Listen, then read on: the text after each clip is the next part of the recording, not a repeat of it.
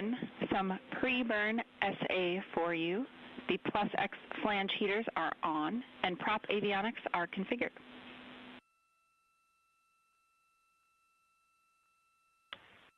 Okay, we copy, Jackie. Jeremy Hansen from the Canadian Space Agency acknowledging the call from Capcom Jackie Mahaffey.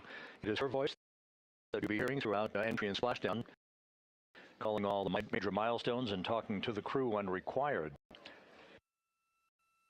The heart of today's activities will begin about 5.5 hours from now when we hand over the communications link from the Deep Space Network to the Tracking and Data Relay Satellite System. That will come at 6:15 p.m. Central Time, followed about 18 minutes later when the crew module separates from the service module. At that point, the crew module will conduct a raise burn, as it is called. That is about a 19-second burn. That will be the final opportunity to more specifically dial in the flight path angle, the angle of attack before entry interface. That will use the roll thrusters on the command module, on the crew module. That angle of attack is particularly critical for this mission so that we are mitigating any excessive buildup of heat on Orion's heat shield as it enters the Earth's atmosphere. At the point of peak heating, we are expecting temperatures to rise to about 5,000 degrees Fahrenheit. That will induce an ionization around the spacecraft called a plasma wave. This is typical for all spacecraft that enter the Earth's atmosphere. A blackout period of 6 minutes will begin at about 6:53 and 55 seconds p.m. Central Time. We'll lose all communications with the crew. That will be expected, and we'll report that when we do have a loss of data and communications.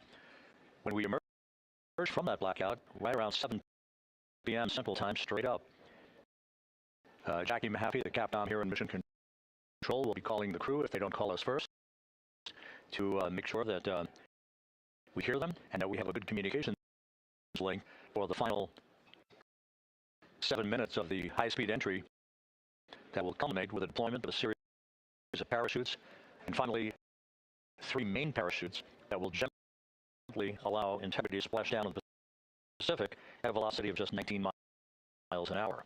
The crew is expected to pull about 3.9 Gs during maximum G loads on them during the point of entry. And it's interesting to keep in mind that from the point of the start of entry interface at an altitude of 400,000 feet, some 13.5 minutes before splashdown, the spacecraft will decelerate from a velocity of some 23,783 miles an hour to just 19 miles an hour at splashdown.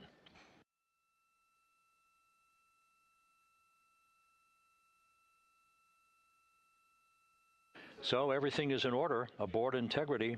We have a solid spacecraft and a solid go weather forecast in the splashdown zone as the world awaits the return of Artemis's astronauts from this historic lunar flyby. Splashdown scheduled 6 hours, 25 minutes, 30 seconds from now. This is Mission Control Houston.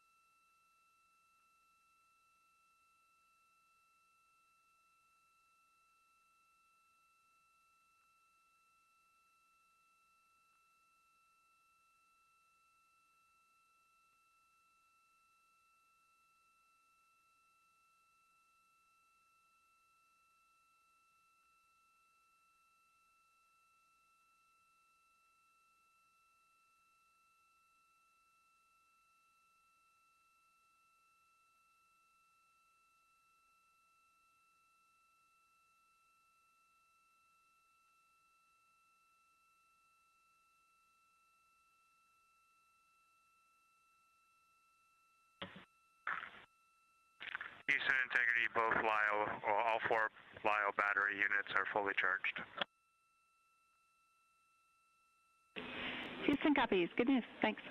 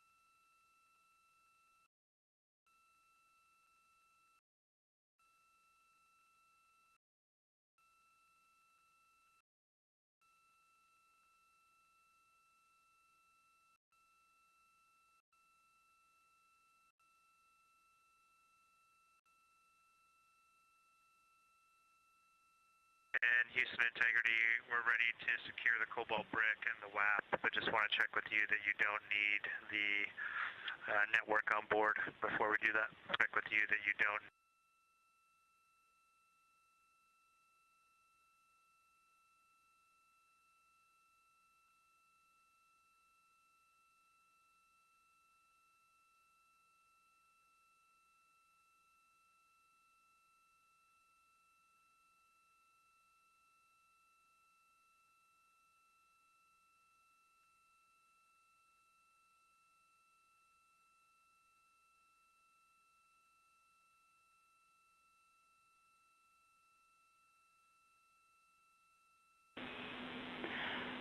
Integrity, for Jeremy, we copied your question. We were in a data rate handover, but we can confirm no further ground use for the WAP or cobalt brick, so go to tear those down. A follow-up for Christina, the empty CWC stowage config that you called earlier is a good config for entry, so no need to go find that. And finally, we can support a camera downlink if and when you are willing.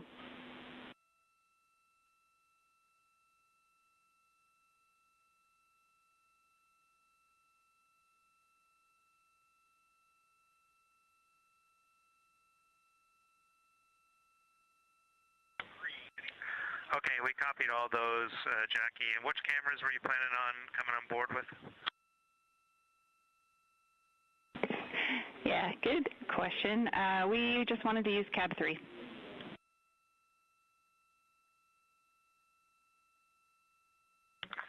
We're good with that.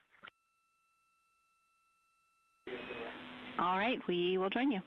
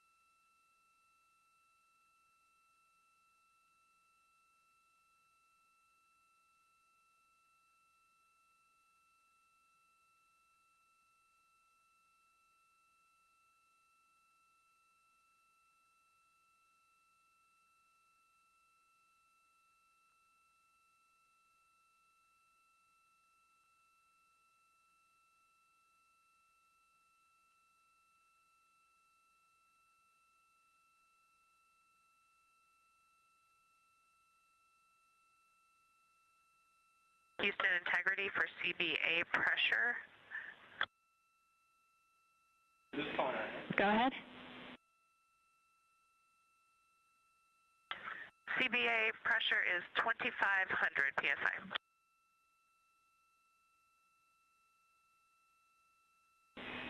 Houston copies 2500.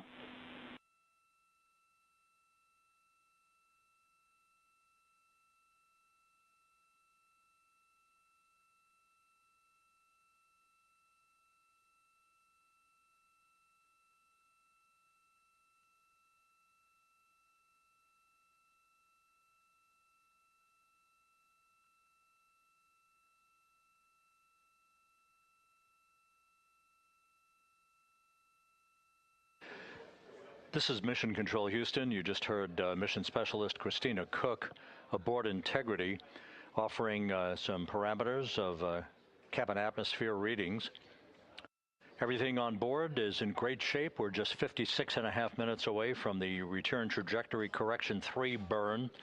This will be the final major maneuver of the mission for Integrity, an 8-second burn of Integrity's thrusters to change its velocity by 4.2 feet per second, and further fine-tuning its path for the entry interface into the Earth's atmosphere later today.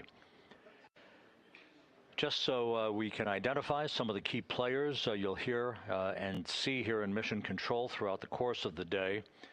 On the front row, from left to right, that's astronaut Stan Love. He was the Ascent Capcom, or spacecraft communicator, talking to the crew and has pulled several shifts during the mission. Second from the left is Jackie Mahaffey, who will be the entry Capcom, talking to the crew during their high-speed return to Earth later today. Then to her left is entry flight director Rick Henfling, and to his left is Judd Freeling, who presided as flight director over the ascent of Integrity 9 days ago from the Kennedy Space Center. In the back row is the lead flight director for the mission, Jeff Radigan, and to his left is the chief of the flight director office, Emily Nelson.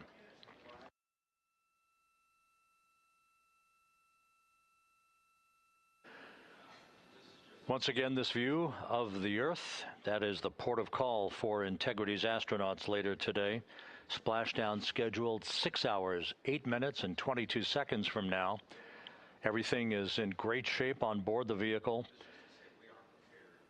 in the home stretch of what ultimately will be a 694,481-mile journey from launch to splashdown.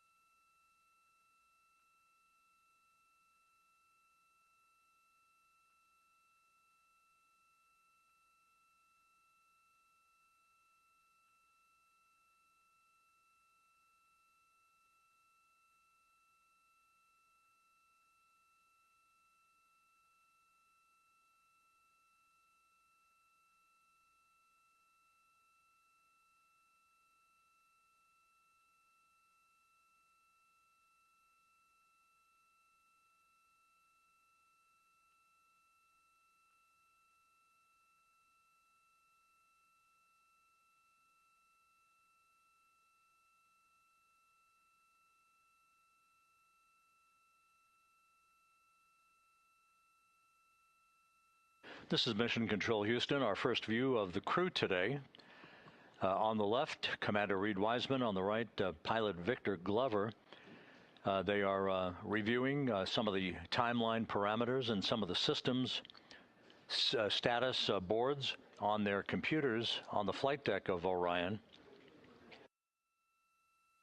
Everything is in great shape system-wise, and the weather forecast is a go forecast at the splashdown zone as the crew approaches the 6-hour mark until they return to Earth to complete this historic mission.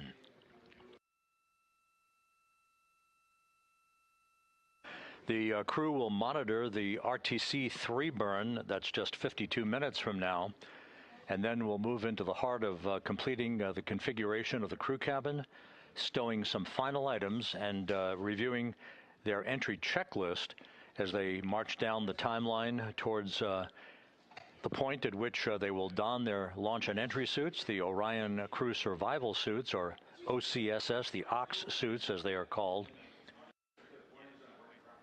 and prepare for the final key elements of this mission that will start with entry interface at 6:53 p.m. Central Time today, when they reach the first traces of the Earth's atmosphere at an altitude of 400,000 feet, with a range to splashdown of 1,701 nautical miles.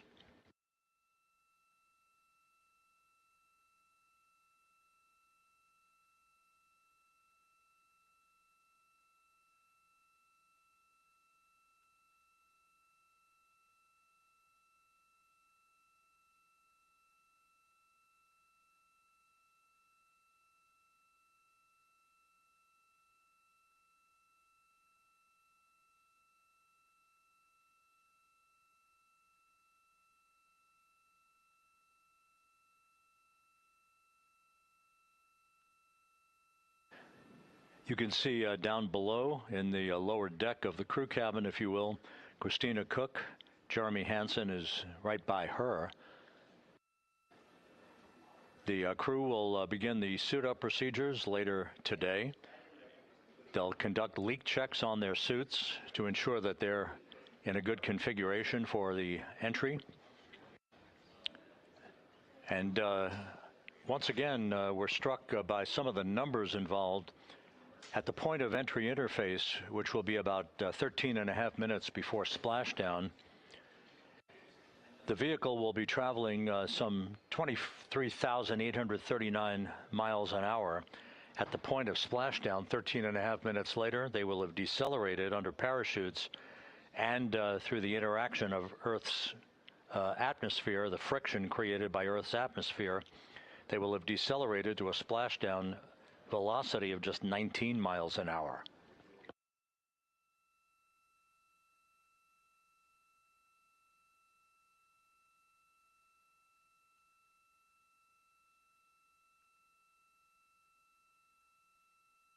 All preparations on the USS John P. Murtha, the recovery ship out in the Pacific, are complete.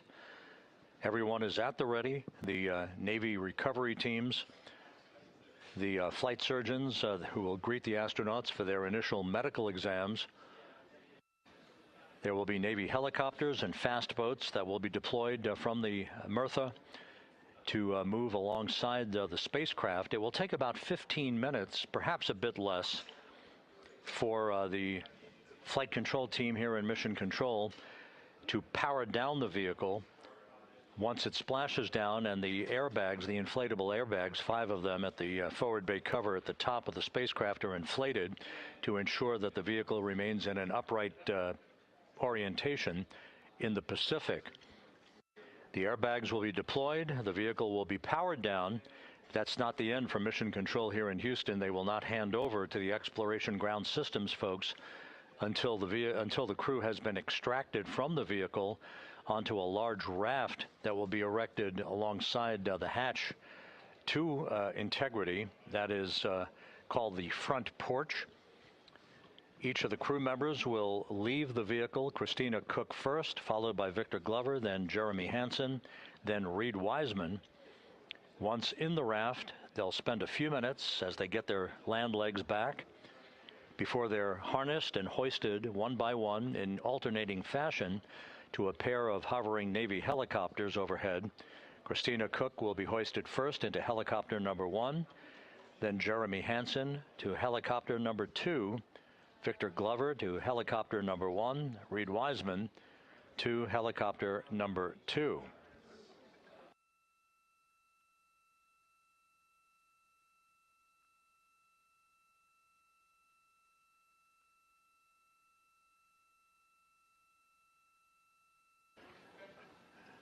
We're about to have a quick burn conference with the crew to review the parameters of the upcoming return trajectory correction burn.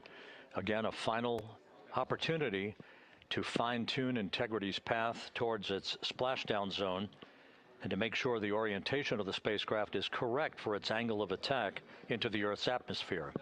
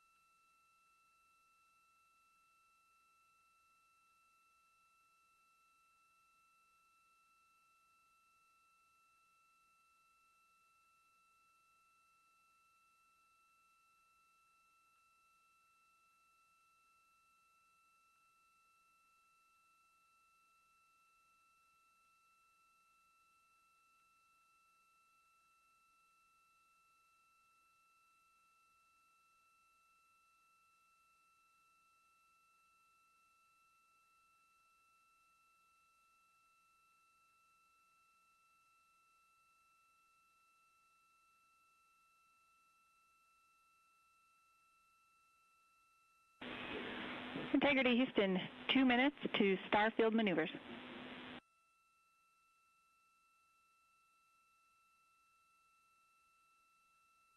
We copy that, Jackie.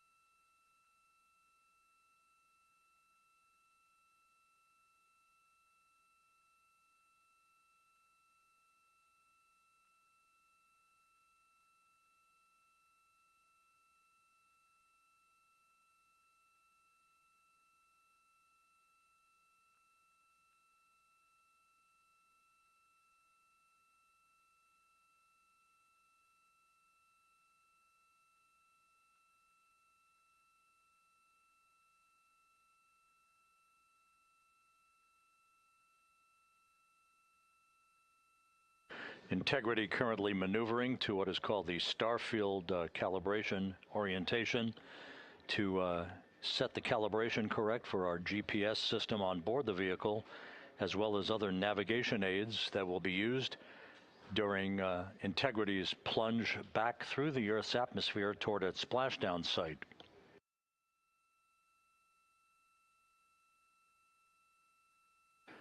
Countdown clocks here in Mission Control ticking backward toward the arrival of Integrity at entry interface. 5 hours and 43 minutes mark. Splashdown 5 hours 56 minutes from now. Houston Integrity, we are standing by for the burn conference whenever you are ready. We are ready. Your final burn plan is on board, and we've got several deltas to the pad. The deltas are to version 2 uplink at day 100, 12:20. The first delta is TIG slip is 10 minutes. Secondary pointing Omicron is 2525.0. For your guidance solution, Delta V tote 4.17. For your attitude in Delta V, this remains frame inertial. Attitude, yaw pitch roll, is 4643.237. Delta V, X 2.1, Y 2.2, Z negative 2.9. How copy?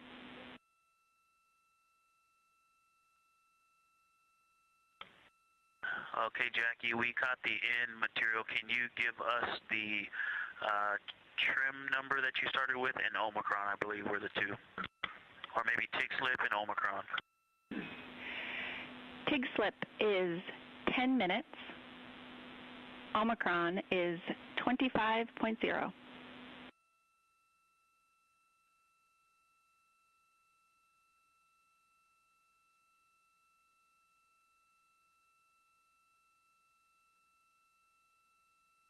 Okay, Jackie, we copied all the deltas, but we are not confident we started with the right file. Can you confirm the date, the UTC of ground generation? Yep, that is day 100, hour 12, minute 20, 20.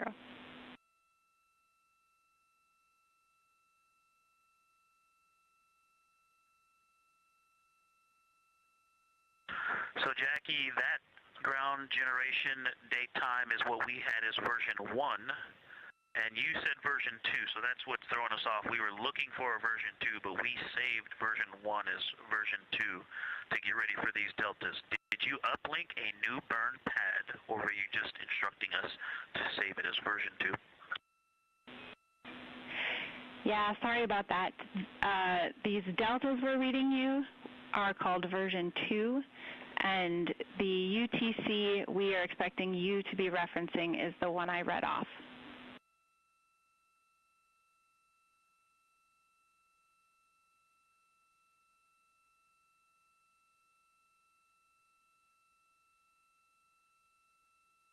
Okay, copy. We wrote those deltas on the Excel file that was labeled version 1, and we have saved it as version 2. That's perfect. Couple of final notes for you. Under burn execution steps, step 8, OpNav pass. We are performing OpNav pass, and that did kick off automatically. And then in burn notes, we just want to clarify for the PCL message today, that is message 3.10.02.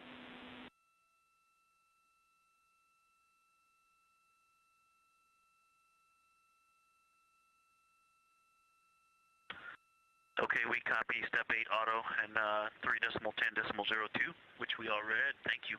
Any other deltas to the steps, burn execution steps?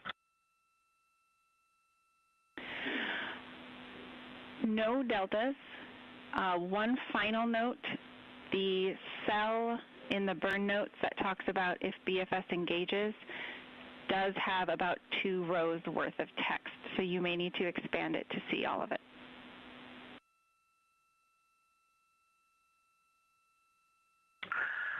Jackie, that is a great call. Thank you for that information. And that is everything we had for the burn conference.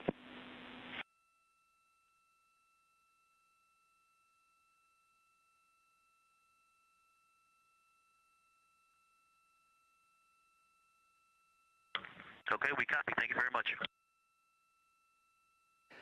This is Mission Control Houston. That exchange between Capcom Jackie Mahaffey here in Mission Control and pilot Victor Glover aboard Integrity, reading off all the critical numbers for the upcoming Return Trajectory Correction 3 burn. That's on tap just 37 minutes from now at 1:53 p.m. Central Time. This final major maneuver will be an 8-second burn of the reaction control system thrusters to amend the velocity of Integrity by 4.2 feet per second. It also contains a number of angular adjustments to Integrity's orientation to fine-tune its precise orientation as it enters the Earth's atmosphere at the point of 400,000 feet above the Pacific Ocean, called entry interface. This is critical because we want Integrity to be in the right orientation to minimize heating on the heat shield of the vehicle. This needs to be extremely precise and will be fine-tuned one more time through what is called a crew module raise burn tonight at 6:37 p.m. Central Time, a 19-second burn that will fine-tune the angle of attack for one last time to make sure Integrity is entering the Earth's atmosphere in an orientation that will minimize the peak heating effects on the heat shield. As it is, the temperatures around the heat shield are expected to be somewhere between 4,000 and 5,000 degrees Fahrenheit. However, at the angle at which we are entering the Earth's atmosphere, it is a much more benign heating effect on the heat shield than what was experienced during the Artemis 1 mission.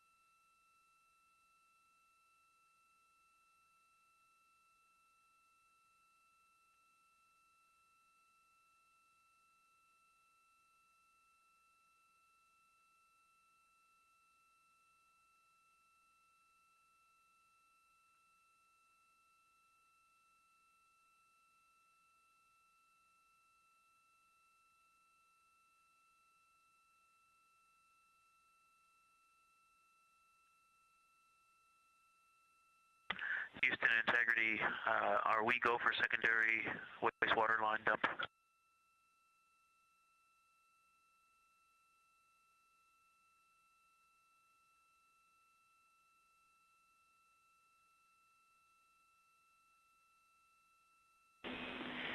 Integrity, you are go for secondary line dumps.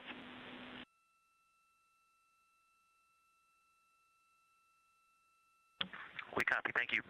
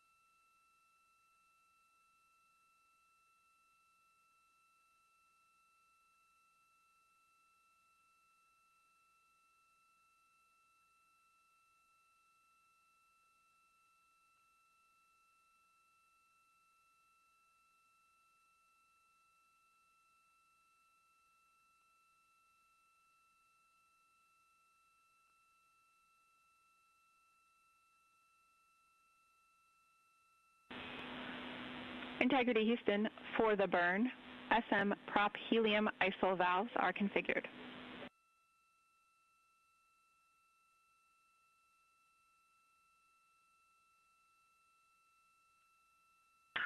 Okay, we see closed, open, open, open, and that's what we were expecting. Thanks for the confirmation.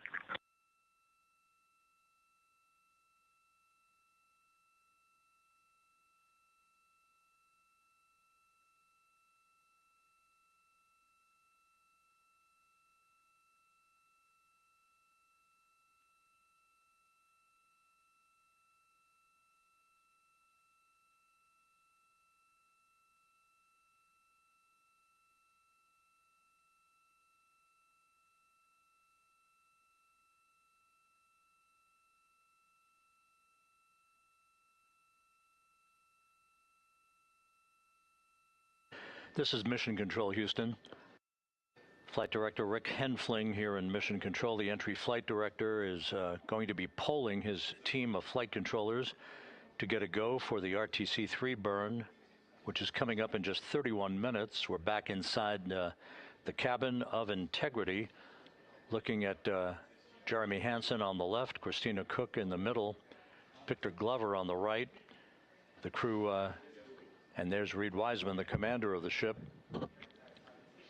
Everything is in great shape as we await splashdown 5 hours and 44 minutes from now. The entry profile for Integrity is a source of great interest because of some of the heat shield damage that was unexpected during Artemis 1. We have deliberately created a trajectory which is essentially a lofted entry profile rather than a skip entry.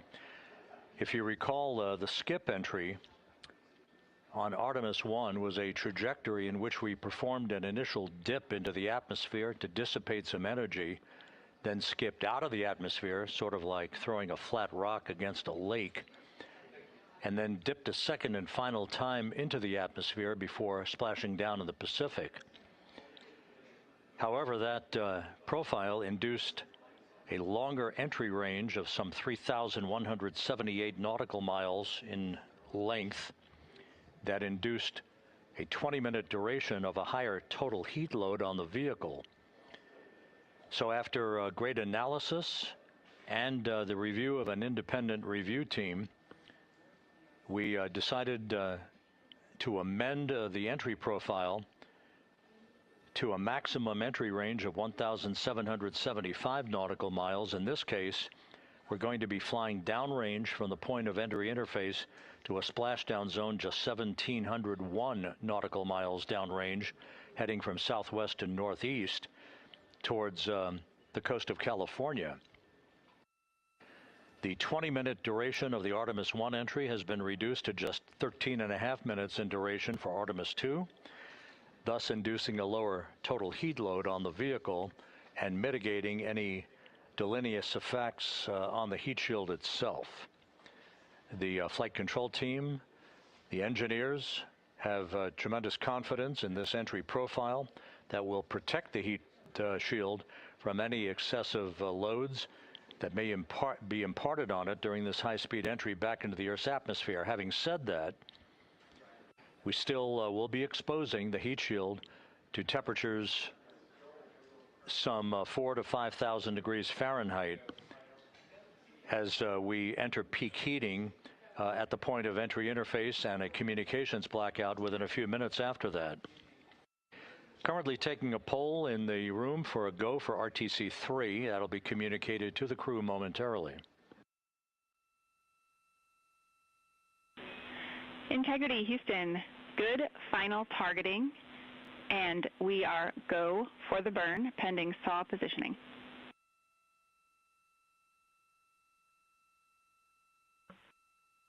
We copy. Houston, go for the burn. Thank you. And again, the burn that's coming up, RTC-3, just 27.5 minutes from now, will be an 8-second firing of the reaction control system thrusters to change the delta on the velocity to about 4.2 feet per second, and refining Integrity's path to reach entry interface at the correct angle and at the correct time and orientation. If you think of a cone across the Pacific Ocean, that's the entry corridor. We want to hit right into the middle of that corridor. I said yesterday it was like splitting the uprights, and that's exactly what it is. We want to make sure that we're right down the pike, heading toward the splashdown zone off the coast of San Diego. This burn and the subsequent crew module raise burn, that will be a final amendment to the angle of attack of Integrity, all designed to minimize heating effects on Integrity's heat shield.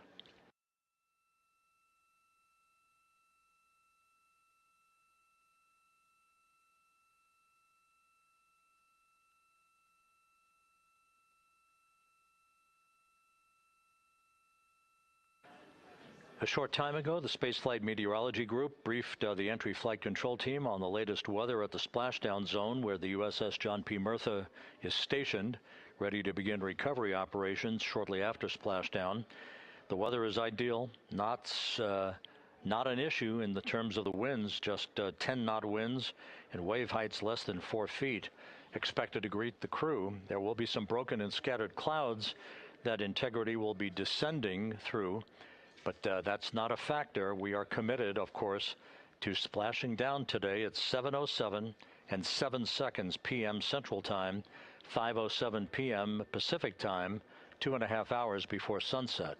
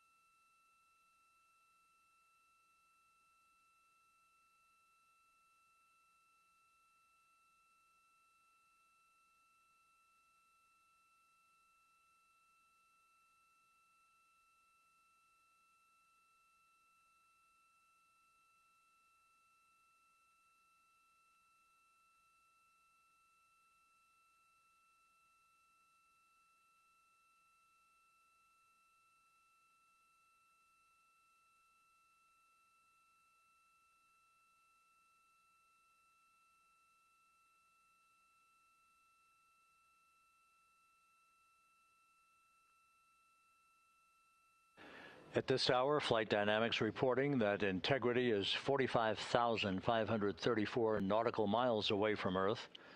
continuing to close in. Its velocity will be accelerating over the next several hours. At the point that we reach the top of the Earth's atmosphere at entry interface at an altitude of 400,000 feet, Integrity and its astronauts will be traveling some 34,882 feet per second with a range to splashdown of 1,701 nautical miles. That velocity will increase slightly to 34,965 feet per second, or 23,839 miles an hour at peak velocity. There will be a series of roll reversals. Those are computer-induced maneuvers that will occur after we complete the blackout period. Actually, there are 2 before, while we are in the blackout period, and 3 more afterwards. Those roll reversals designed to dissipate energy, reducing the speed through the laws of physics to bleed off excess energy as the vehicle points itself toward the splashdown zone prior to going subsonic and then inducing the beginning of the parachute deployment sequence. The crew is expected to pull just under 4 Gs during the maximum G loads on themselves and the vehicle. We have 3 spaceflight veterans and 1 first-time flyer in Jeremy Hansen.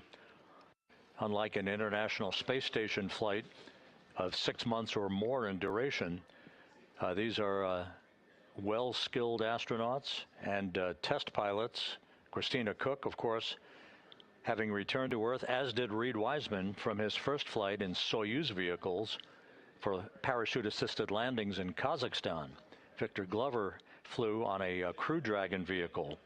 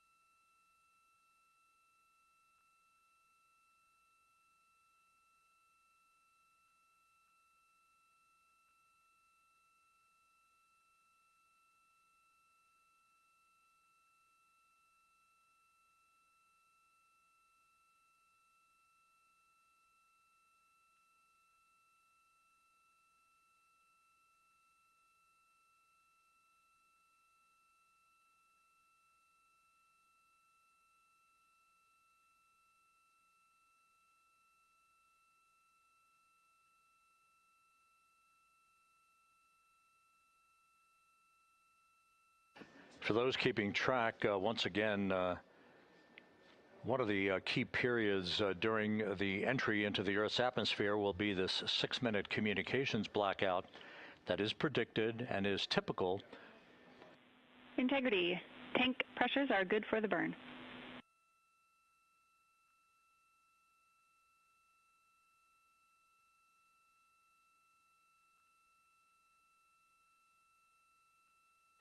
Copy that, Jackie. Thank you. Capcom Jackie Mahaffey saying that all of the systems, including the pressures in the propellant tanks, are in good shape, ready for the RTC-3 burn coming up just 18.5 minutes from now. Once again, the blackout period that will be of great interest to those listening and watching this evening is typical for any spacecraft re-entering the Earth's atmosphere because of the buildup of heat against a returning spacecraft, whether it's Integrity today or a Russian Soyuz vehicle or a SpaceX Dragon. These vehicles have heat shields that are designed to repel the heat. However, there is an ionization around the spacecraft, a buildup of plasma that is caused by the interaction of the velocity of the spacecraft entering the Earth's atmosphere and the friction of the Earth's atmosphere itself. This ionization period, or the blackout period, is expected to last 6 minutes tonight. It is expected to begin at 6:53 and 55 seconds p.m. Central Time, just 24 minutes or 24 seconds after the beginning of entry interface.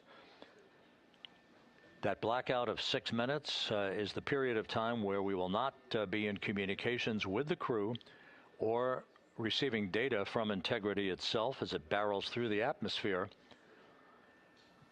We will be communicating with the crew toward the end of that 6-minute period and reestablishing communications just as quickly as atmospheric physics will allow us to.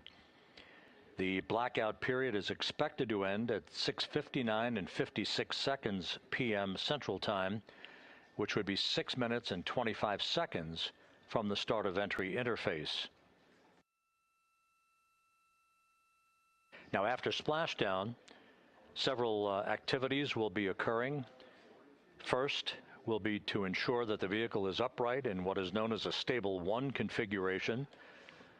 Whether it's upright or in some other orientation, the CMOOS bags, the crew module uprighting system bags, 5 of them that are surrounding the vehicle at the forward bay cover in a circumferential orientation, those 5 large airbags will be inflated with helium and be inflated. Integrity, Houston. Solar arrays are in position for the burn. We see the same, Jackie. The CMOOS bags, again, 5 large inflatable airbags that are inflated with helium right after splashdown. Those bags designed to maintain an upright orientation for the spacecraft. Flight controllers here in Mission Control will begin to work to power down the vehicle, also check for any leakage of toxic gas. We are not expecting any issues. Integrity's in great shape as it prepares for its homecoming 5.5 hours from now. But to ensure that the approaching Navy recovery team does not encounter any toxic gases, we will make the first check of that here in Mission Control, power down the vehicle, and we will be reestablishing communications with the crew through what is known as VLDR. You'll hear that call. It is the very low data rate that takes over from the tracking and data relay satellite system communications that we'll be using during the descent toward splashdown. It may be a period of seconds or even minutes before we establish that very low data rate with the crew following splashdown, so we'll keep a sharp ear out and obviously carry that on the Orion to Earth loops that we provide for you and have been since the beginning of our coverage with launch back on April 1st.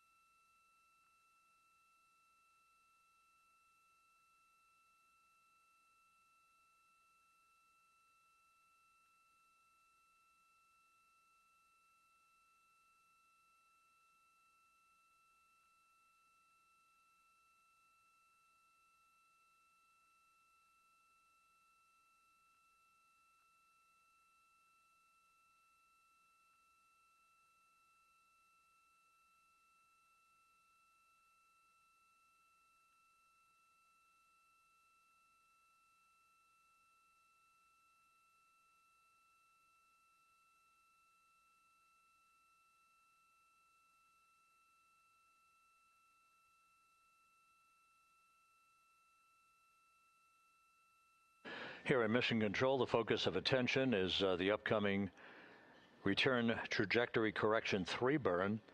That's coming up less than 13 minutes from now. We're a couple of minutes out from maneuvering to that orientation.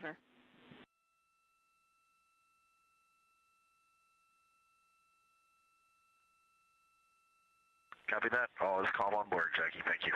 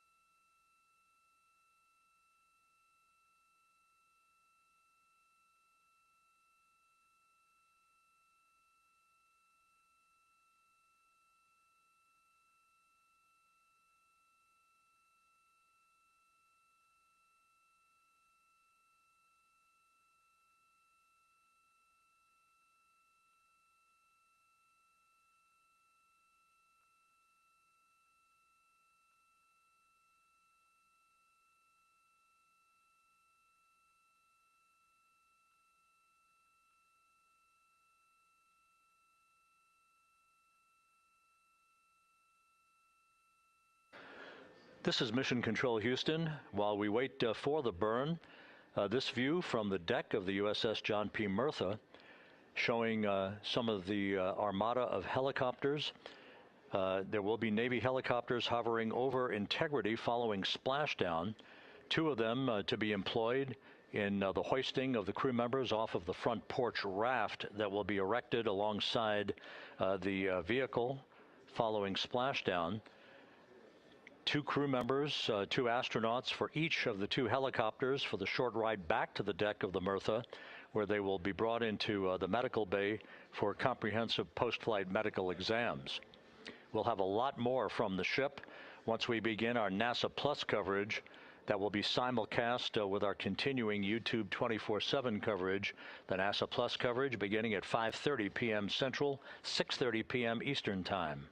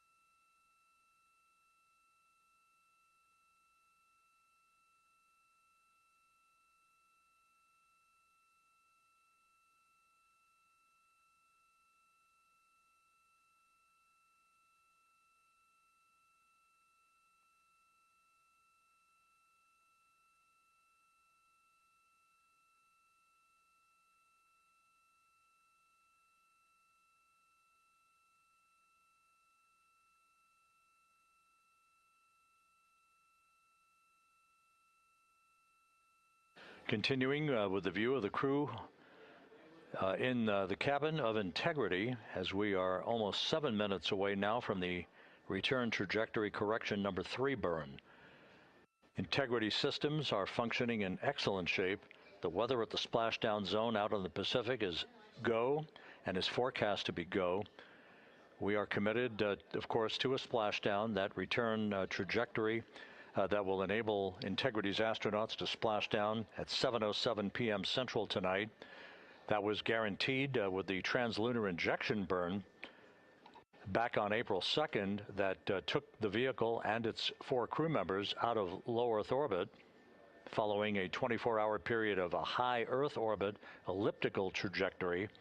At the low point of that trajectory, which was some 43,000 by 0 miles, at the low point, that's when Integrity's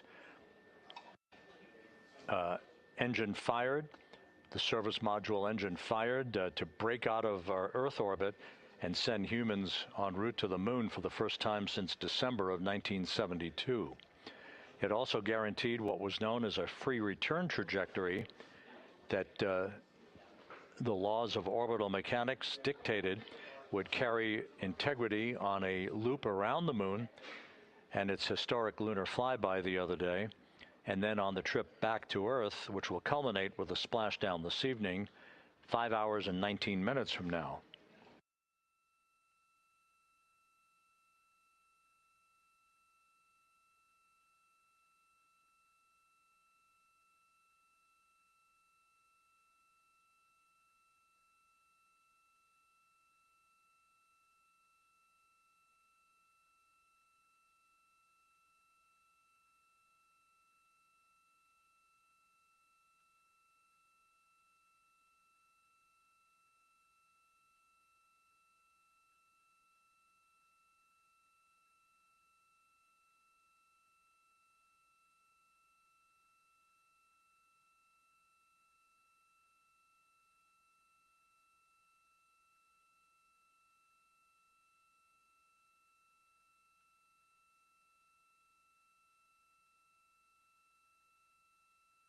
As you can see, the maneuver to the burn attitude has induced quite a bit of sunlight coming into the crew cabin.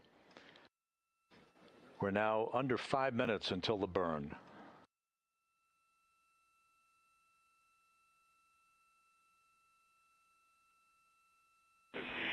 Integrity Orion is in burn attitude.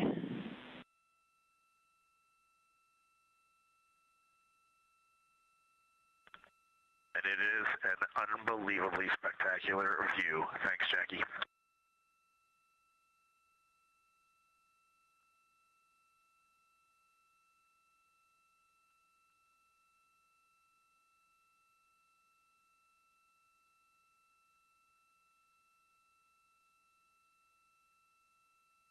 Reed Wiseman responding to Capcom Jackie Mahaffey, that attitude into the burn orientation for the return trajectory correction burn coming up in just under 4 minutes has offered the crew yet another spectacular view of the Earth growing larger in their windows.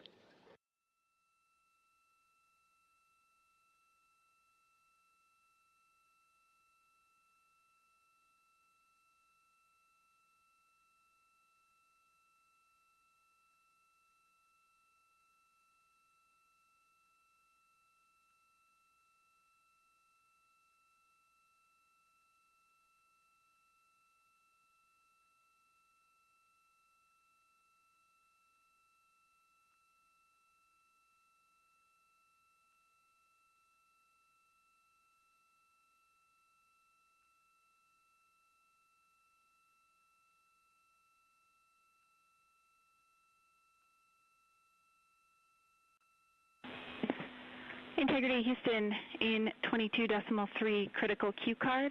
We're looking for the BFS burn ATP to no-go. To go, excuse me, to go.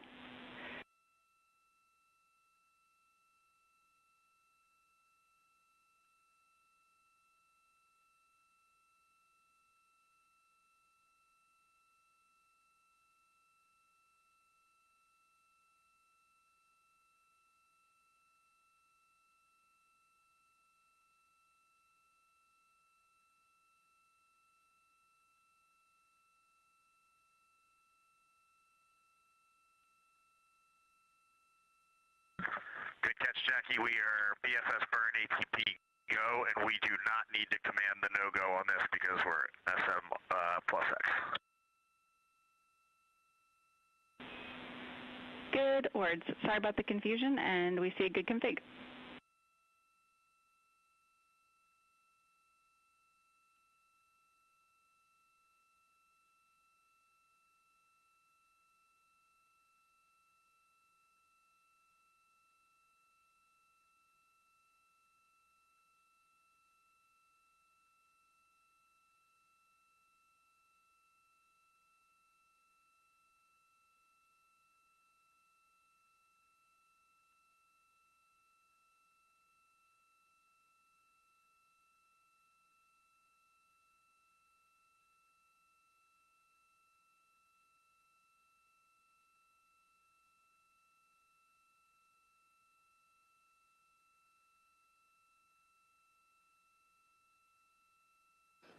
Coming up on 1 minute till the burn.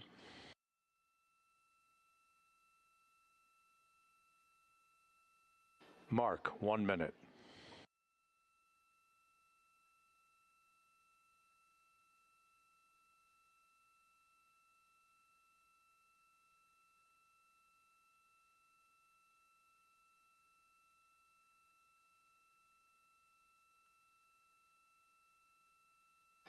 This is an 8-second burn with a change in velocity of 4.2 feet per second.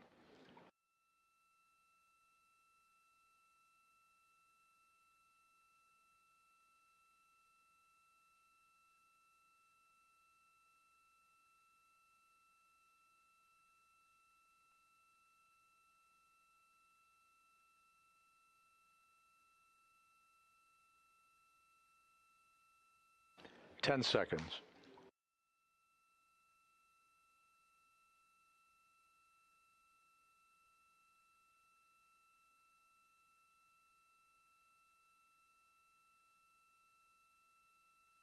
Burn underway.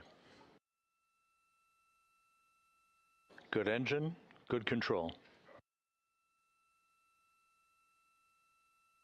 Burn complete.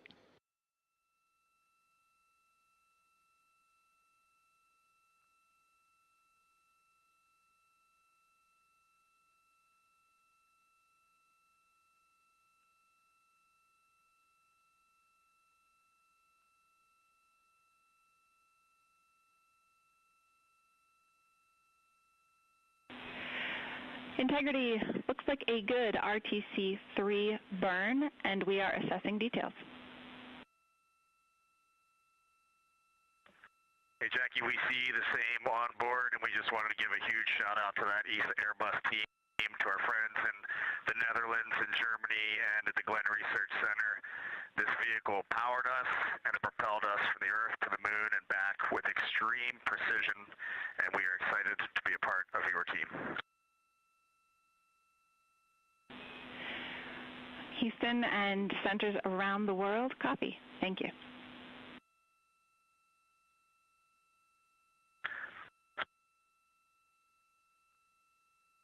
Commander Reed Wiseman with a shout out. Jackie, we are ready to reconfigure our F7 SIP switches for entry, if you can give us that go.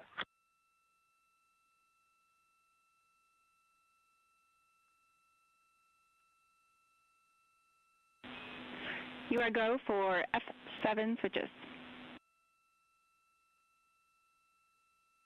Reed Wiseman providing a shout out to the European engineering community. Copy to go. Which built the European service module. And you are now maneuvering back to biased tail to sun attitude. We see it. That European service module will separate from the crew module this evening at 6:33 p.m. shortly after we hand over communications from the Deep Space Network to the Tracking and Data Relay satellite system.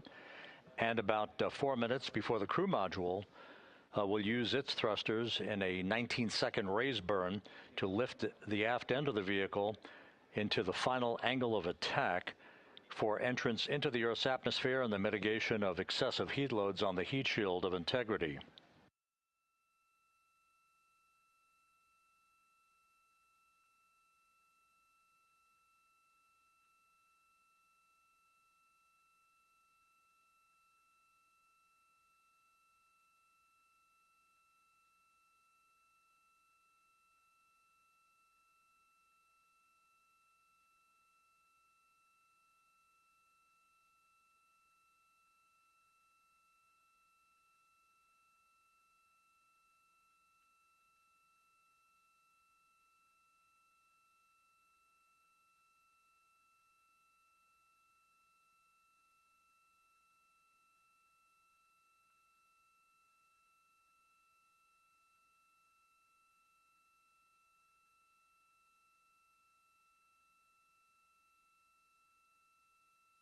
So, with the final major burn having been successfully completed, the crew is now preparing to complete the configuration of the crew cabin, a final stowage capability, and an opportunity to put other items away that they will not need during the entry phase. They'll move into their entry checklist about 2 hours from now at about 4 p.m. Central Time. Events will start to accelerate in terms of time as we approach the point at which entry interface will begin.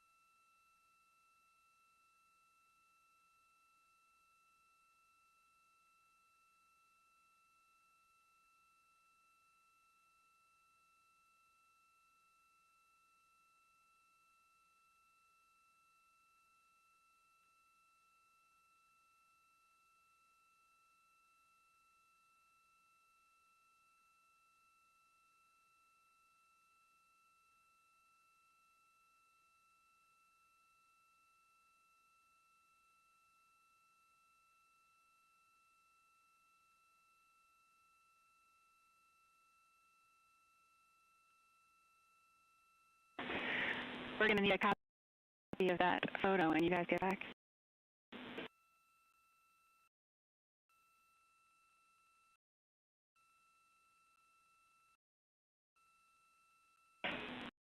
Copy them.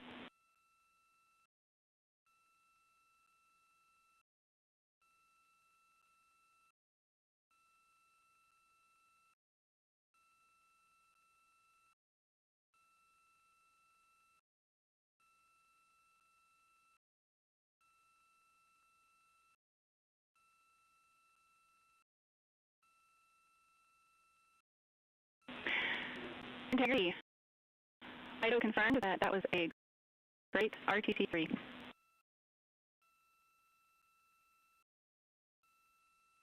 Outstanding. Thanks, Fido. And the second, thanks to the team. It's awesome.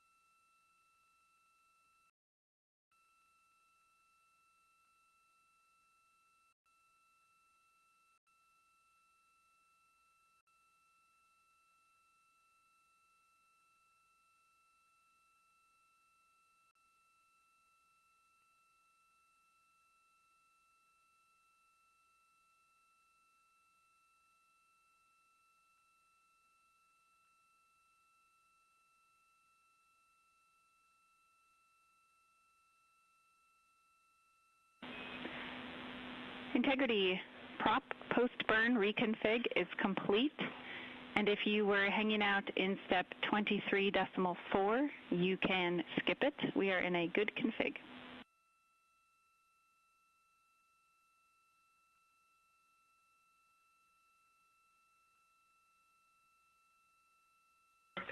And Jackie, we were talking about seats. I'm in instruction 337 of 392, and then can you repeat that call?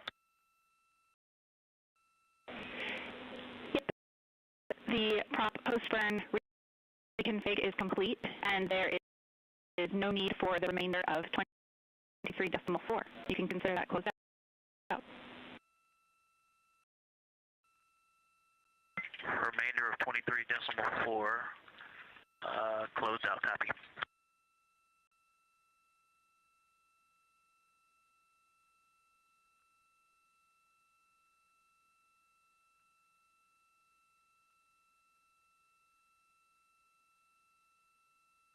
And Jackie, just confirm, I know you said the rest of 23.4. I'm not looking at this in steps, just instructions. Confirm that's the BFS configured for the burn subsequent steps as well.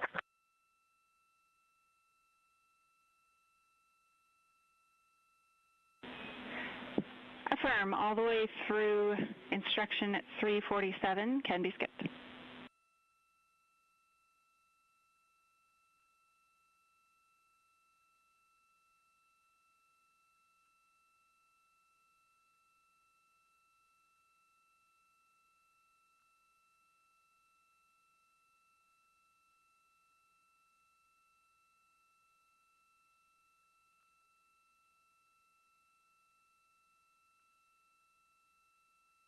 Okay, I see that takes us to step 24. I did not do any of the remaining steps in step 23, and that is over to you, MCC.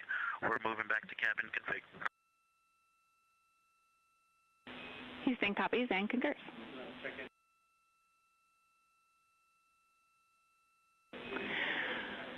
And Victor and the rest of the Integrity crew, the only DPC-related topic we had for you this morning was to sync up on cabin config and get a status of where you are in the procedure.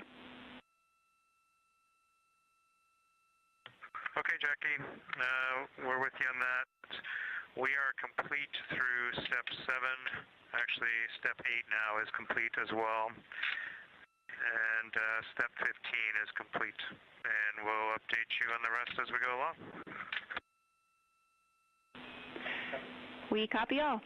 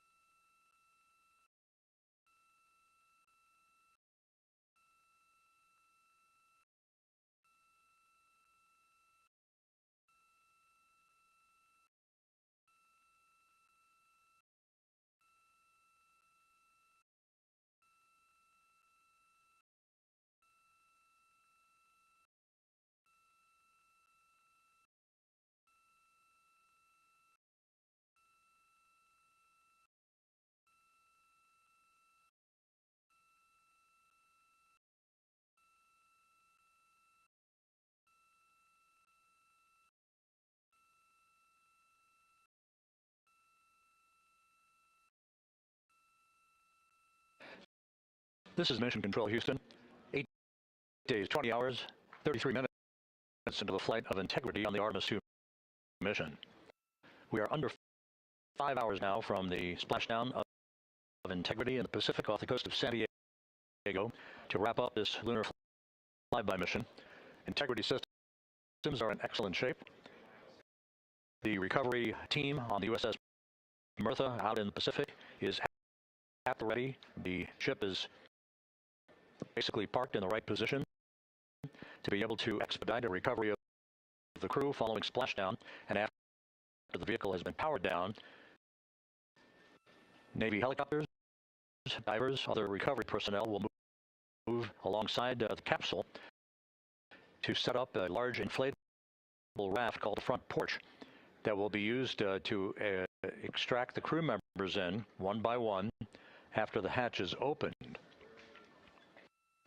That process of extracting the crew is timelined at least and has been practiced to occur some 45 minutes to an hour after splashdown. The weather conditions out in the Pacific are ideal for today's splashdown. We're talking winds just 10 knots and wave heights less than 4 feet.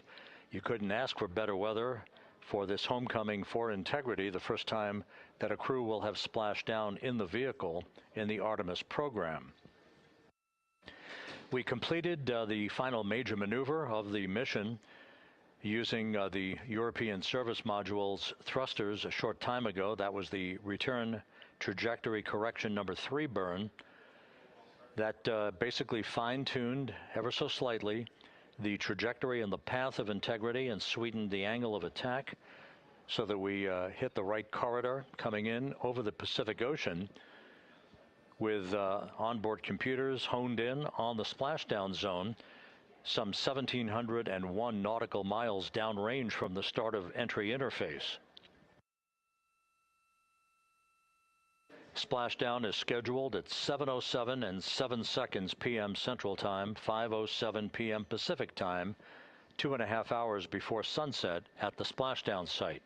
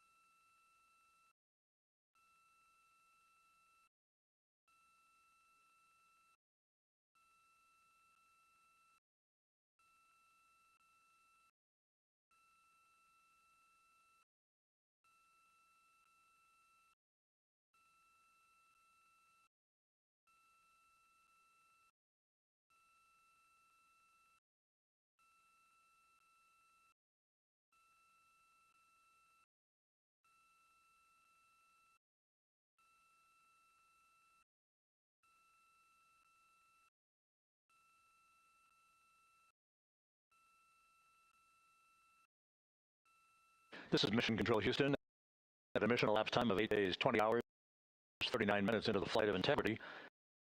On the ARTEMIS 2 mission, there is our planet growing larger in the field of view with each passing minute. We are currently 34,900 nautical miles from Earth and beginning to accelerate toward a splashdown in the Pacific for this four-person crew 4 hours and 52 minutes from now. Everything on board Integrity is in great shape. All the systems are functioning perfectly. The crew is in the process of wrapping up their cabin configuration, stowing final items that they no longer need for the remainder of their journey.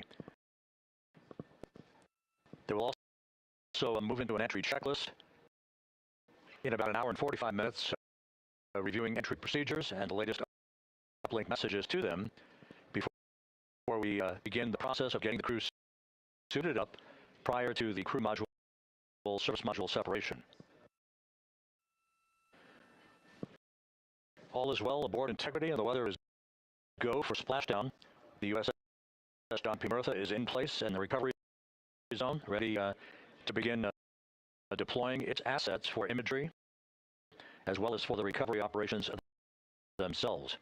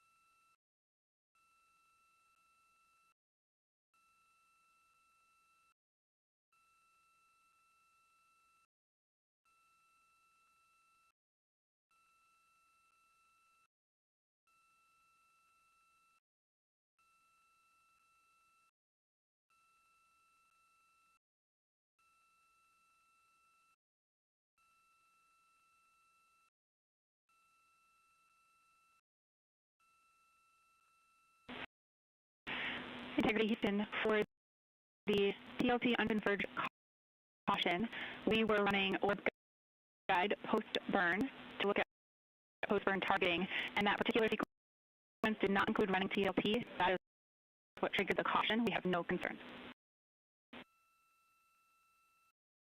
Okay, outstanding. Thank you.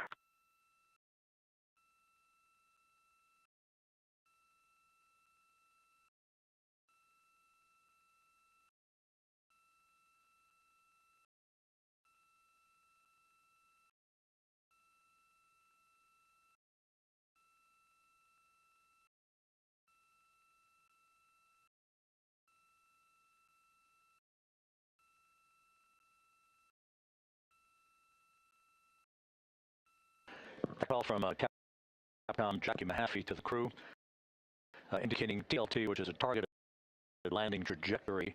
That is simply a value that was placed on board on the onboard computers, but is not being used for today's entry by the crew. The last maneuver that will be conducted by Integrity will occur at 6:37 p.m. Central Time tonight. That is the crew module raise burn that occurs about 4 minutes after the crew module will have separated from the service module. This will be about a 19-second burn with a velocity change of about 9.9 feet per second as the precursor to entry interface. The raise burn designed as a final opportunity to sweeten the flight path angle, the angle of attack, if you will, of the vehicle as it enters the Earth's atmosphere, placing the vehicle in the proper orientation perfectly with precision to mitigate any excessive heat loads on the heat shield of the spacecraft. Entry interface will begin at 6:53 and 31 seconds p.m. Central Time at an altitude of 400,000 feet, while Integrity is traveling 34,882 feet per second with a range to splash down at 1,701 nautical miles. Within 24 seconds after entry interface, which is essentially the top of the Earth's atmosphere, where the crew will begin to feel the tug of gravity, we'll start a 6-minute blackout period that is expected, in which we'll lose communications with the crew and data here in the flight control room.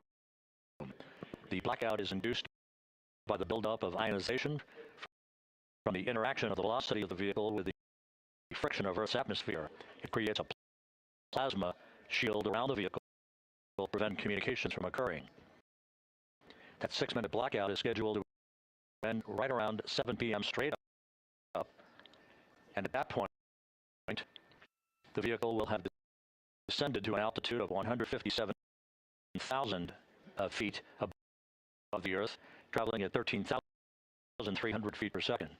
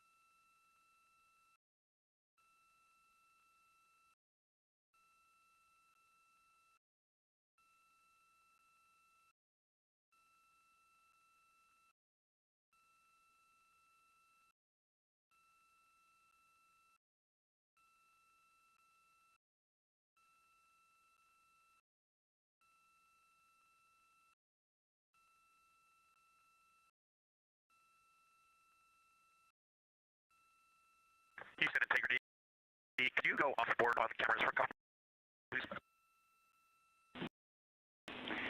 In work.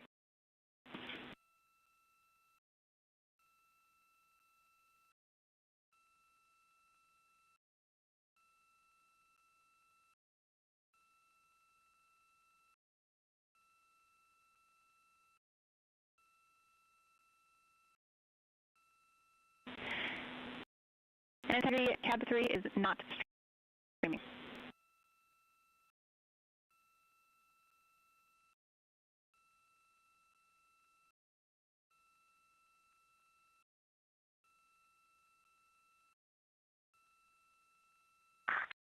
Thank you, Jackie.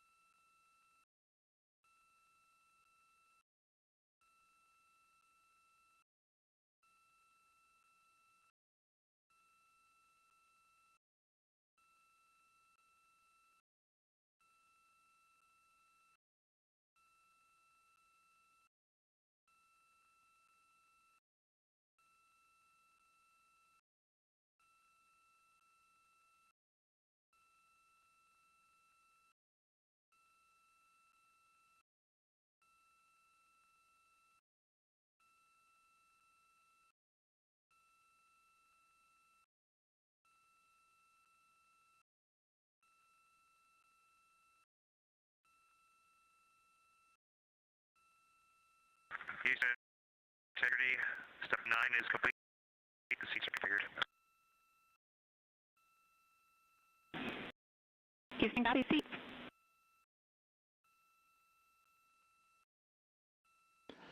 This is Mission Control Houston at a mission elapsed time of 8 days, 21 hours, 5 minutes into the flight of integrity on the Artemis 2 mission. Several countdown clocks are ticking backward here in the flight control room as the Earth grows larger and larger in the field of view. In order, the next major milestone will be a raise burn of the crew module. That raise burn will follow the separation of the crew module from the service module this evening. The separation of the crew module is scheduled at 6:33 p.m. Central Time. 4 minutes later, at 6:37 p.m. Central Time, we'll conduct about a 19-second raise burn. This is a slight maneuver to tilt up the aft end of integrity, and a final opportunity to fine-tune the angle of attack that integrity will incur as it enters the Earth's atmosphere over the Pacific Ocean.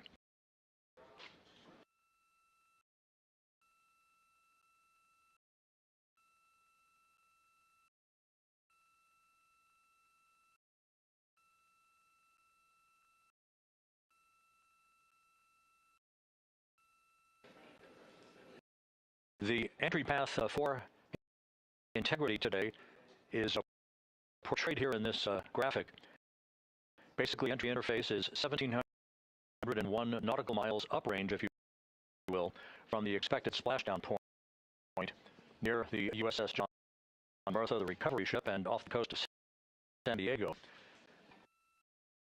The entry interface point is critical because what we want to do is put integrity in an orientation that will mitigate peak heating on the heat shield.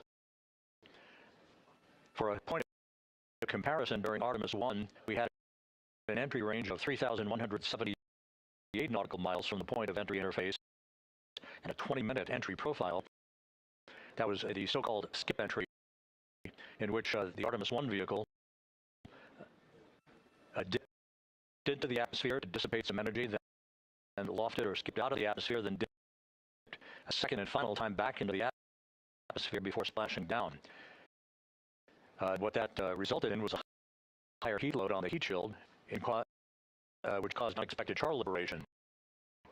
So rather than design the heat shield or replace it for Artemis 2, we elected to go into a different trajectory profile.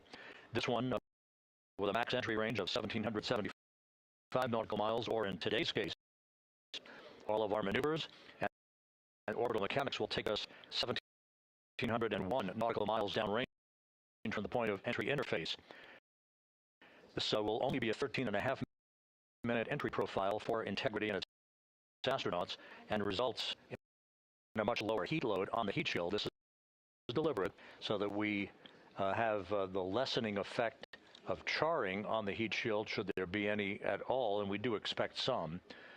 But this will more than protect the astronauts from the effects of peak heating, which will be some 4,000 to 5,000 degrees Fahrenheit during the maximum peak heating around the vehicle. That will also cause a 6-minute blackout because of ionization, as heat is repelled or thwarted from the heat shield while the vehicle flies in the direction of travel towards splashdown.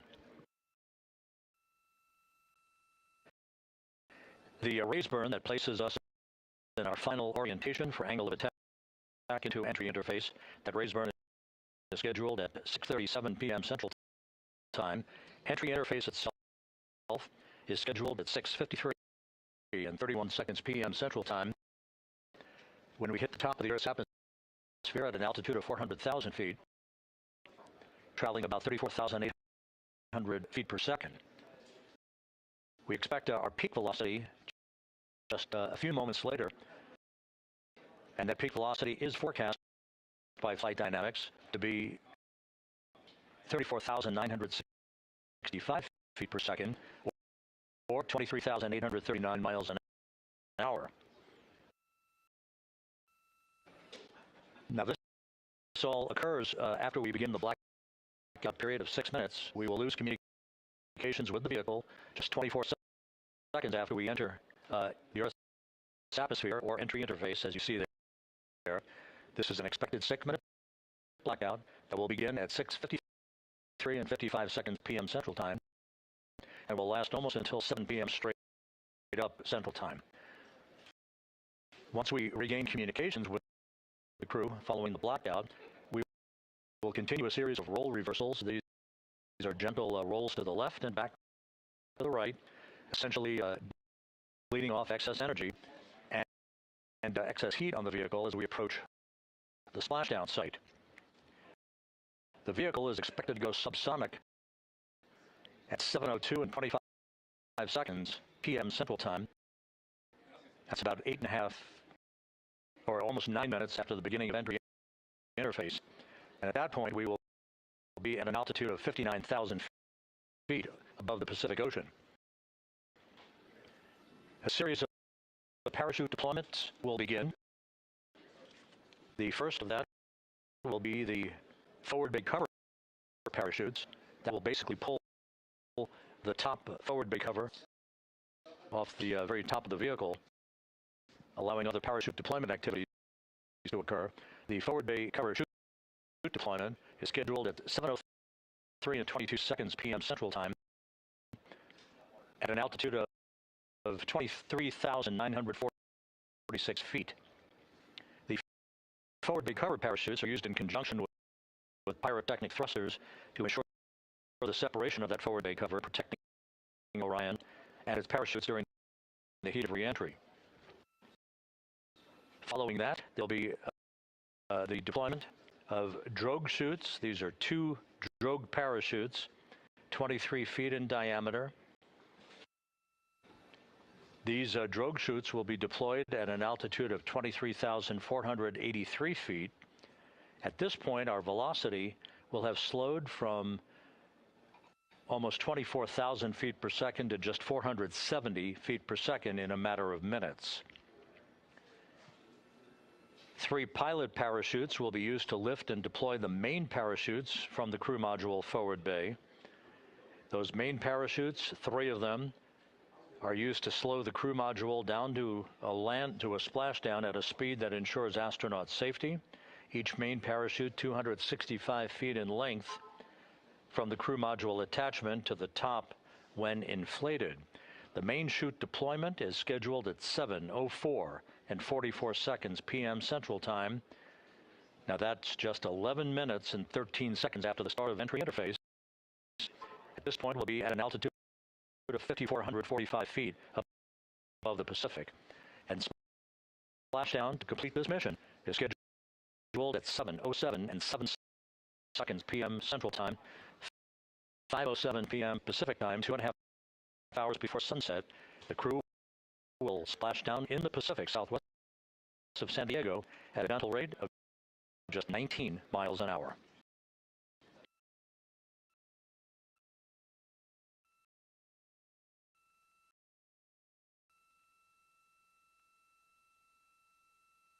Not done. Our work is just beginning at that point as we begin the process of powering down the vehicle. This is after we have established communications with the crew through a very low data rate system. The communications link will no longer be active through the tracking and data relay satellite system, so we're going to be going to a very low data rate system. We hope to establish communications with the crew fairly rapidly. That's not guaranteed. It depends on the orientation of the vehicle. The likelihood is the vehicle will splash down upright in what's known as stable 1. Whether it's upright or in some other orientation, we'll begin the process of inflating 5 inflatable airbags that are positioned in a circumferential manner around the forward bay cover at the top of integrity. These airbags will be inflated through helium.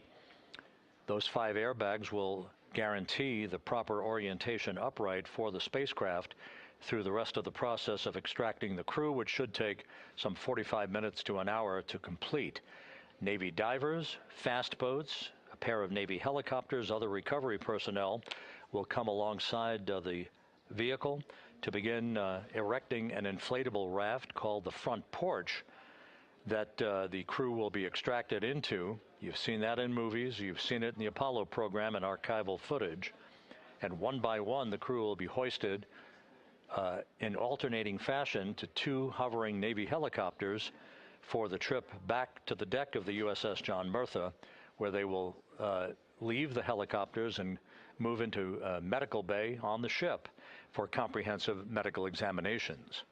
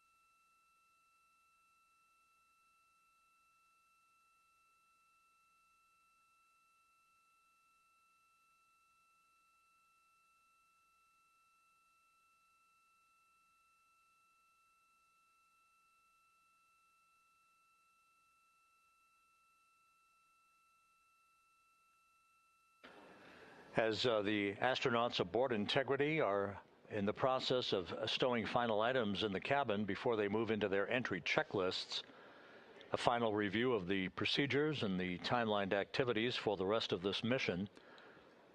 The next major milestone, once again, will be the separation of the European Service Module, which has performed valiantly throughout the course of this flight, from the crew module. That pyrotechnic separation scheduled 3 hours and 41 minutes from now. Just 3.5 minutes after that will be the crew module raise burn. That raise burn is scheduled at 6:37 p.m. Central Time. It's expected to be about a 19-second firing of the crew module thrusters in one final opportunity to fine-tune the angle of attack for Integrity as it enters the Earth's atmosphere. Splashdown 4 hours, 14 minutes from now, southwest of San Diego, where the weather is forecast to be ideal. Just some broken and scattered clouds expected, 10-knot winds, wave heights less than 4 feet. You couldn't ask for a better day out in the Pacific for the homecoming of the first crew to fly aboard the Orion spacecraft. At a mission elapsed time of 8 days, 21 hours, 18 minutes into the flight, this is Mission Control Houston.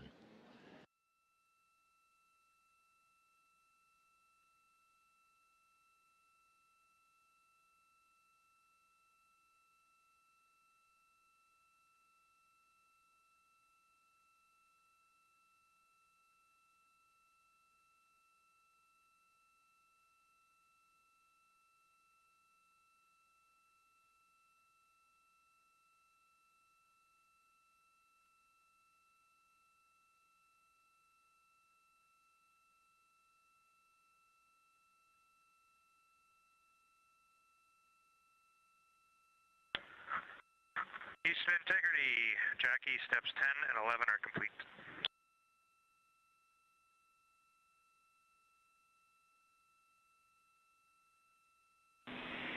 Houston copies steps 10 and 11. You guys are on track, looking great.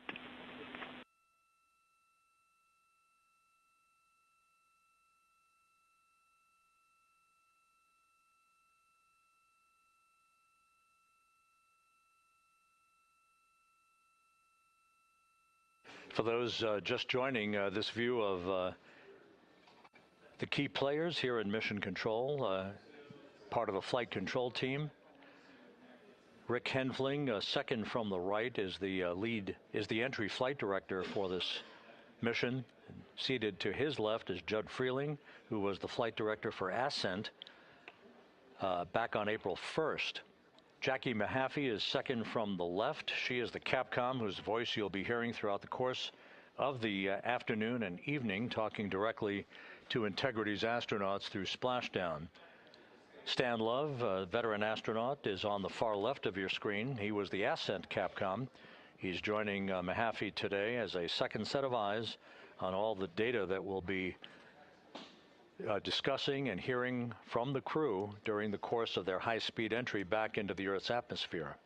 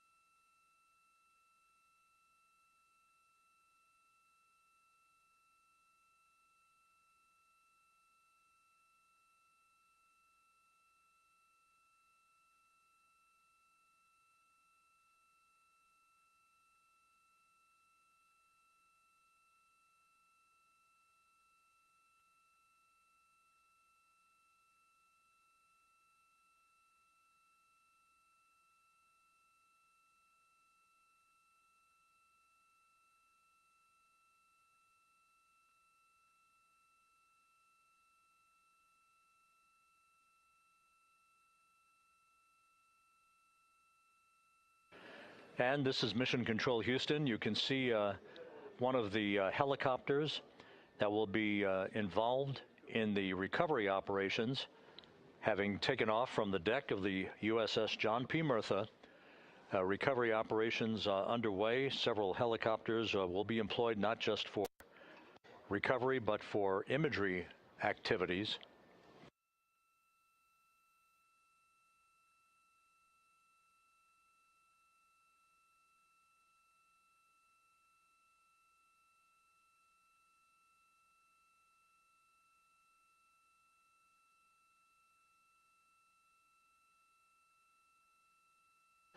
On the deck of the John P. Murtha, a view of multiple views, camera views, that are being provided to us courtesy of the USS John P. Murtha that we'll be utilizing throughout the course of the evening in our coverage. Once we start the NASA Plus coverage at 5:30 p.m. Central Time, 6:30 p.m. Eastern Time, that's a simulcast of our 24/7 YouTube coverage. My colleague from the Kennedy Space Center, Megan Cruz, is on the Murtha, and she'll be providing updates and interviews as well as we continue our operational coverage of the recovery of the Integrity astronauts following their lunar flyby mission.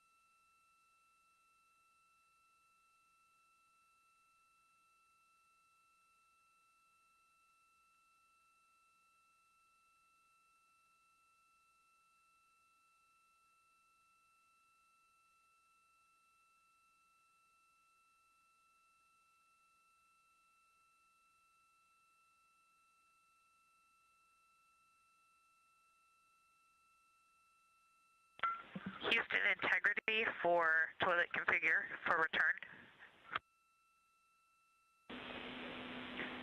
Go ahead. We have an empty canister. Can you confirm that I don't need to do steps 1.2 to 1.4? Checking.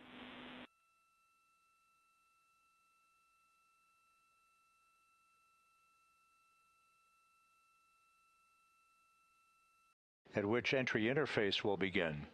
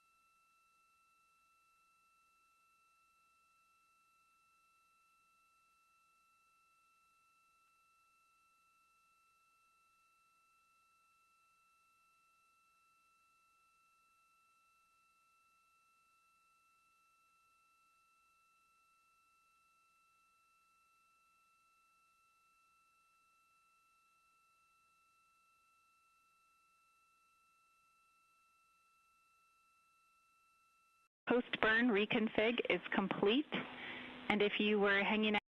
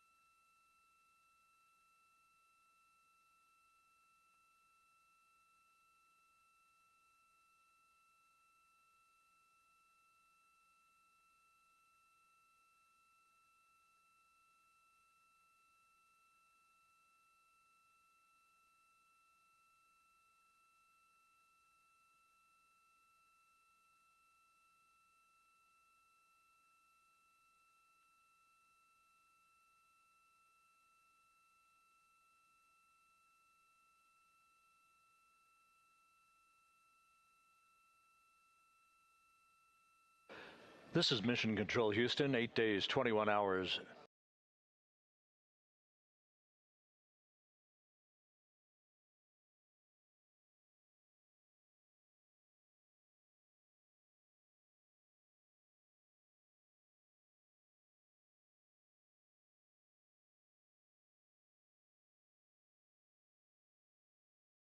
This is Mission Control Houston, 8 days, 21 hours.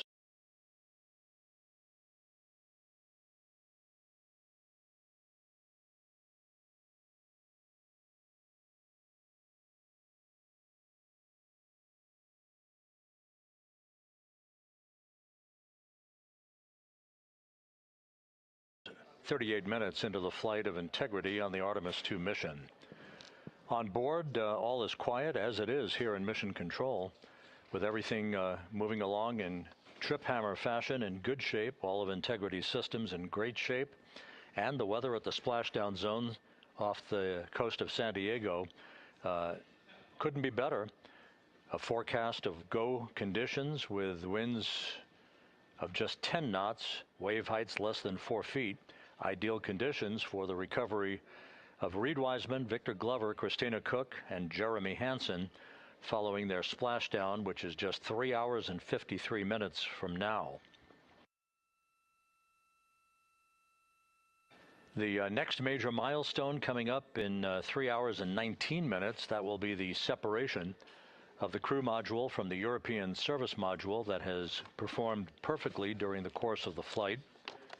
The service module separation from the crew module scheduled at 6:33 p.m. Central Time.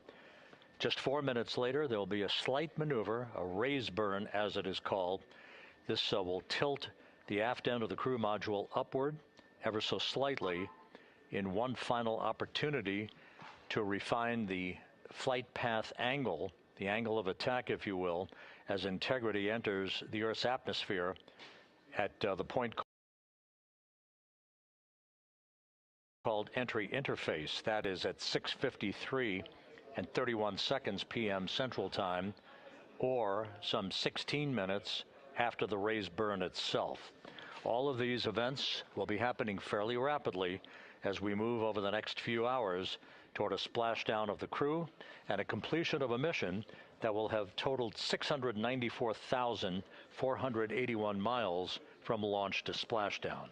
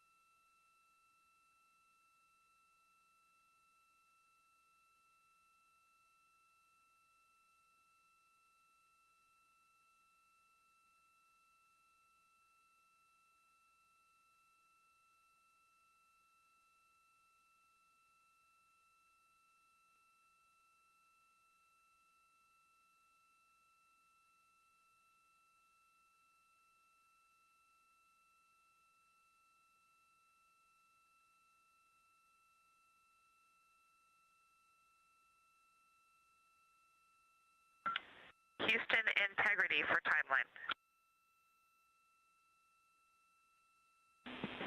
Christina, we're with you. Hey, Jackie. You guys okay if we start entry checklist 30 minutes early?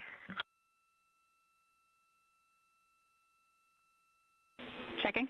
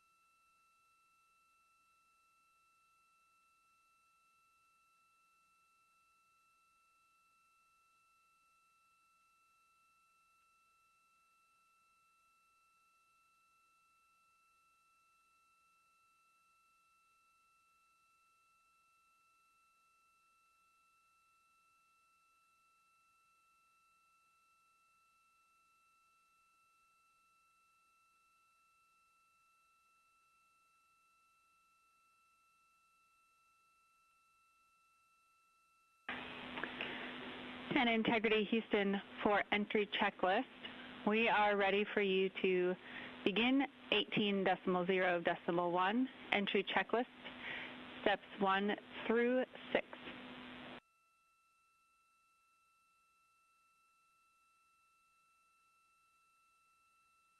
Copy. We're go entry checklist 1 through 6. Thanks. And step 3 for GPS can be skipped. GPS has been powered and it still looks good.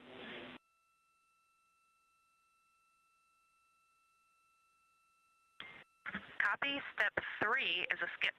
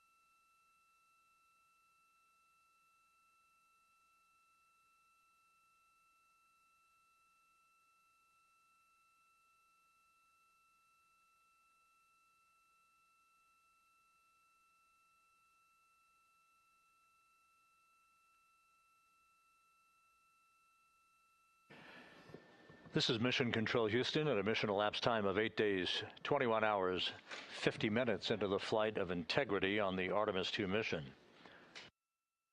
The crew is completing the configuration of the crew cabin. Soon they'll be breaking out their launch and entry suits in preparation for donning those suits and conducting leak checks as we get a bit further along in the entry preparation time frame. Meanwhile, we're looking forward to the next major milestone. That will be the separation of the crew module from the European service module 3 hours and 7 minutes from now. That's scheduled to occur at 6:33 p.m. Central Time, 7:33 p.m. Eastern Time. 4 minutes after that, we'll conduct a raise burn. This will be about a 19-second firing of Integrity's thrusters with a change in velocity of 9.9 feet per second.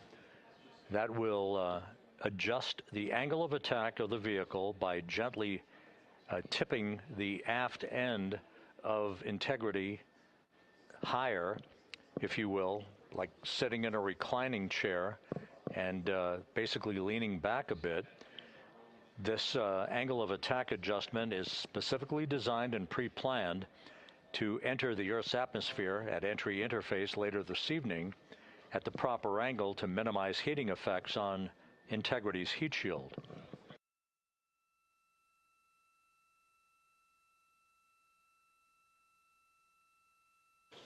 It's worth mentioning once again that the difference between this entry and the uncrewed entry of Artemis 1 is that on Artemis 1, we flew a trajectory known as a skip entry, which involved an initial dip into the atmosphere to dissipate some energy, and then we lofted back out of the atmosphere briefly, then dipped back in a second time before splashing down in the Pacific.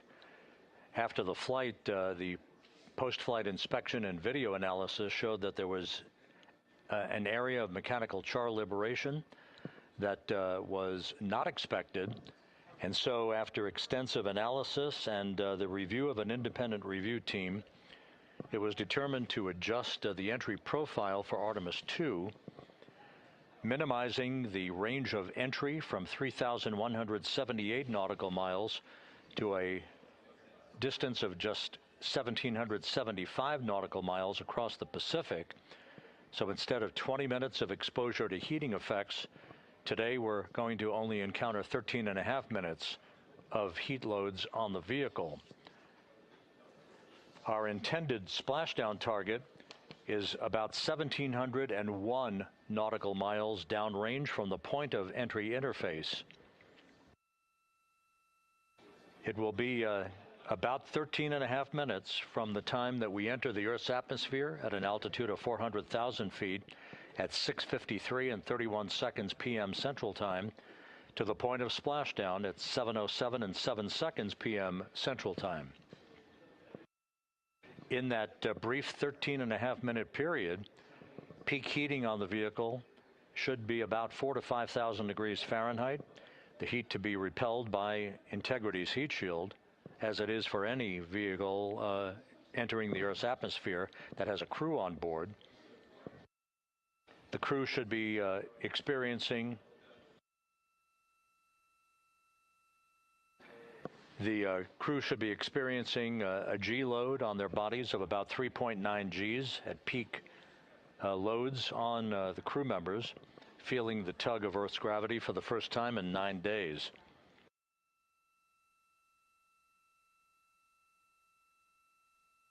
We will decelerate from a speed of 23,839 miles an hour just after we begin the blackout period of 6 minutes in duration to a splashdown velocity of just 19 miles an hour, all that happening in rapid-fire succession.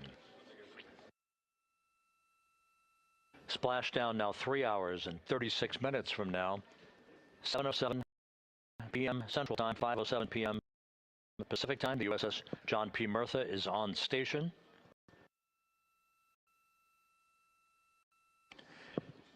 Some of the airborne assets, helicopters and fixed-wing aircraft, are taking off in sequential fashion from the deck of the ship. These are imagery assets the actual Navy recovery helicopters that will hoist the crew out of the front porch inflatable raft that will be erected alongside the hatchway to Integrity. And there's a view, a live view from the deck of the USS John P. Murtha. It is a bit overcast. We do expect those clouds to lift a bit over the next few hours. We should have some broken and scattered clouds. It won't be crystal clear blue skies out there in the Pacific, but the weather is go and forecast to be go by the Spaceflight Meteorology Group. The Navy helicopters will be hovering over the spacecraft once it is powered down and once it is guaranteed to be uprighted through the inflation of the 5 crew module uprighting system airbags that will take place shortly after splashdown. The Navy divers and a Navy flight surgeon will pull alongside the spacecraft to begin the process of erecting the front porch. Then they will open up the hatch and begin to extract the crew members one by one. They'll have an opportunity to get their land legs back a bit before they're hoisted one by one in harnesses up inside the 2 awaiting helicopters. They'll be hoisted up in alternating fashion. So there'll be two crew members for each helicopter for the short ride back to the Murtha.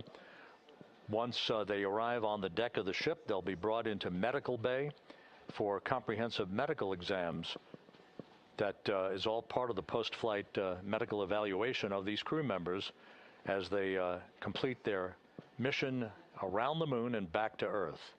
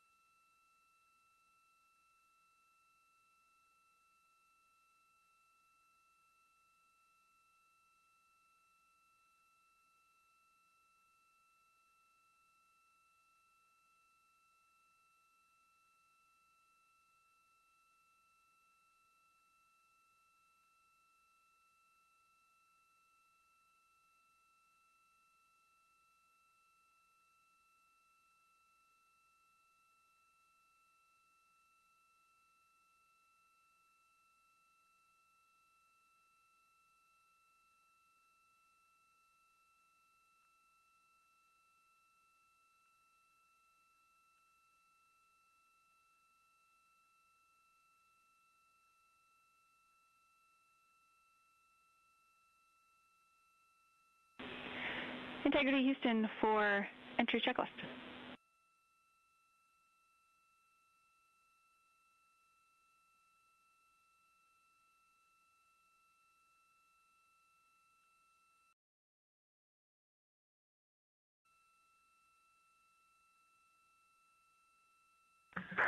Go ahead, Jackie. Hey, Reed, a couple of questions for you. We realized we didn't give you an explicit thumbs up to perform step 1.2 for the flight path angle hash mark update, so we wanted to confirm that you did, in fact, perform the set EI FPA limits procedure. And secondly, we want your opinion on the in and out CMIS caution. Is that something that will be distracting such that we should inhibit it?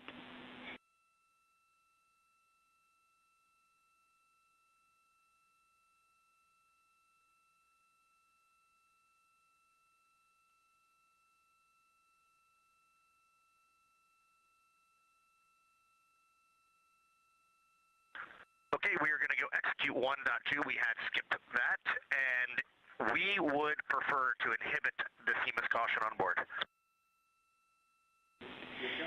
Okay, we copy, and just to close the loop on that, that will mean on flight.landing you would not have a yellow or down arrow indication if that does stay below the threshold.